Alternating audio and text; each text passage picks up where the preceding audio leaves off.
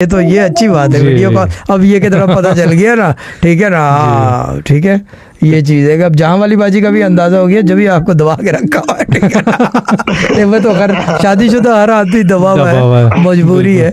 जी बोले जनाब। बच्चा साहब दुआ कीजिए हमेशा, और हमेशा आप याद रखते हैं मेरी फैमिली को। मैं बड़ा शुक्रगुजार हूँ आपका। बच्चा साहब थोड़ा मुझे धक्का लग जाता तो मैं थोड़ा बाहर निकल जाता शाह साहब। इंशाल्लाह सारे काम होंगे जनाब। देखें मैं ये नहीं कह रहा कि मैं क्या कर सकता हूँ क्या नहीं कर सकता, लेकिन मैं एक बात बता दूं, सारे काम हो जाएंगे। अभी थोड़ा सा ये दुनिया के हालात थोड़ा खुलने दो, चीज़ें सब कुछ, तो ये इंशाल्लाह बेहतर हो जाएगा। वरना जब तक गए जहाँ मैं नाचूंगी, मैं तो नाच रहा हूँ ना, आपको क्या फिक्र, ठीक है ना। ये चीज़ है ना। अल्लाह आपको हमेशा खुश रखे। आप हमेशा मेरी फैमिली के लिए जो कुछ करते हैं, मैं आपका बहुत बड़ा शुक्रगुजार हूँ।